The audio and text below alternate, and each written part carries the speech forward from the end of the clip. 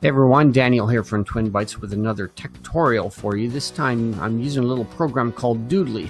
Let me know what you think about the style of video compared to my usual style in the comments below. If you're interested in getting a copy of the software, please use my affiliate link in the description. It helps me keep making free videos for you.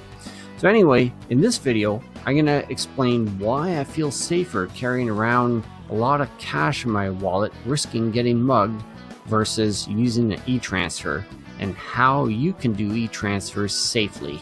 Coming up.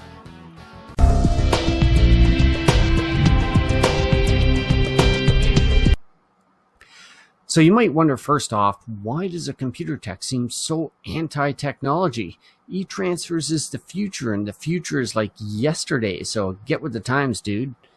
Well, something you might not know about me, other than being an award-winning computer repair technician multiple times and written a book and all this stuff, I've learned so much about network security, especially from several courses I've taken, including Certified Ethical Hacker and a Computer Hacking Forensics Investigator. So I know how hackers think and why they do what they do. So yeah.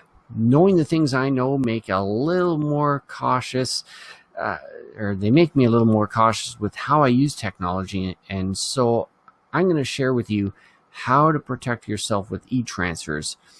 If you want to know more about how and why hackers hack, you can check out my other videos. So imagine this. You're out walking down the street, you're busy on your phone, not paying attention to what's going on around you, and all of a sudden you get mugged. Someone stole your wallet, not only your cash, but your identity. But that's also why it's good to have identity theft coverage, which I have links in the description of the video here as well for our Canadian and US viewers.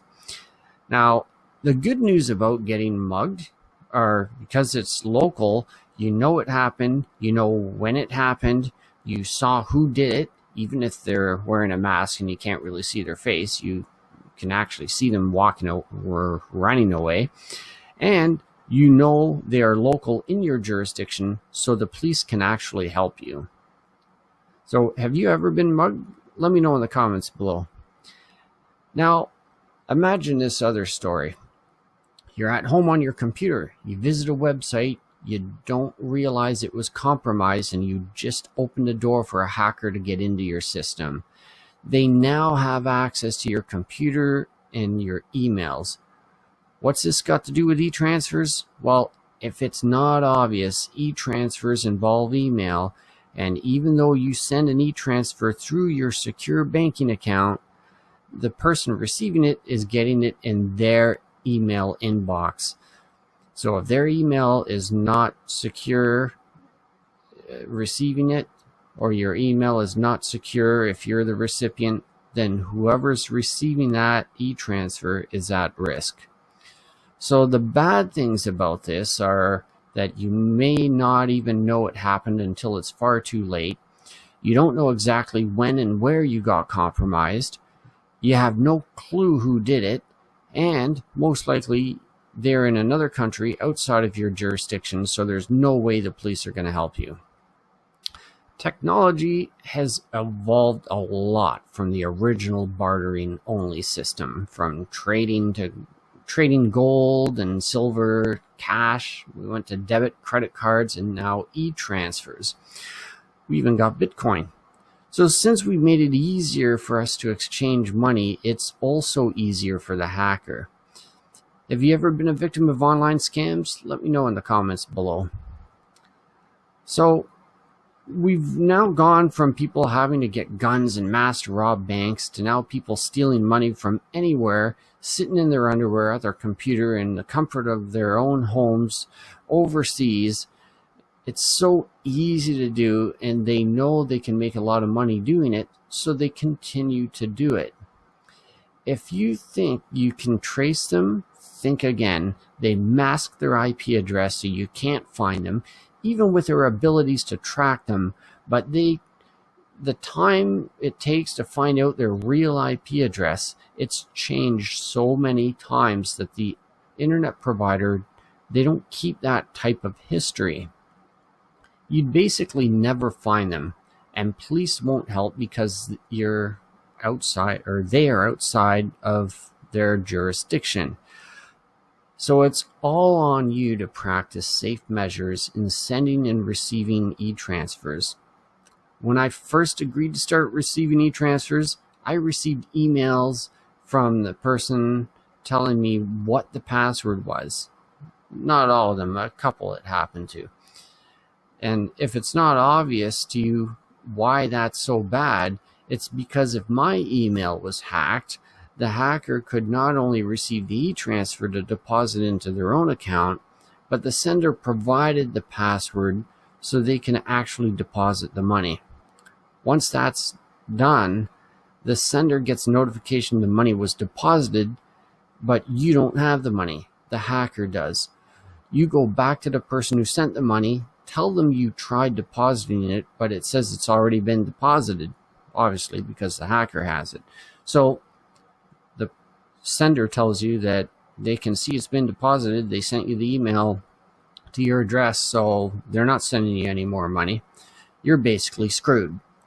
So aside from them sending a password in an email, which is bad, I've received a couple of emails in the past with security questions so basic, it's so general that anyone in the world would know the answer to it. Like, what's the color of snow? I've had some other ones as well, like, what's my first name? They'd have to know their first name if it's not showing it in the e-transfer of the person sending it. But if it's too generic, anyone can guess it. So they might as well have not had any password at all. So what can you do about this? When you send e-transfers, make sure you use a good password that no one but them would know the answer to. Even better, use a password that you would have to tell them what it is, but tell them either on the phone or send a text message. Never email passwords. The other option is, ideally, they have auto deposit, which means the password would be irrelevant. So if they don't have auto deposit, suggest to them that they sign up for that service. It only costs about 50 cents per transaction, and it's so much more secure because you don't have to worry about hackers like the middleman. Now, if you're the one receiving the e-transfer, just sign up for auto deposit, and you don't have to worry about anything else. That's it. If you refuse to pay that 50 cents per transaction, then it's all on you to tell them to make a good, strong password. But I've gone through those fights before and kept telling them to use a better password, and it just never happens. So I signed up for auto deposit, so I don't need to deal with that anymore. So in summary, if you're going to be using e-transfers, the best thing you can do is set up auto deposit and tell the other person to use auto deposit for when they receive. If they don't have auto deposit, create a very unique password and tell them or text them. Never email. That's it for this video. Thanks so much for watching. If you enjoyed the video, give it a thumbs up, subscribe if you haven't already, and stay tuned for more videos. Thanks so much, everyone. Bye for now.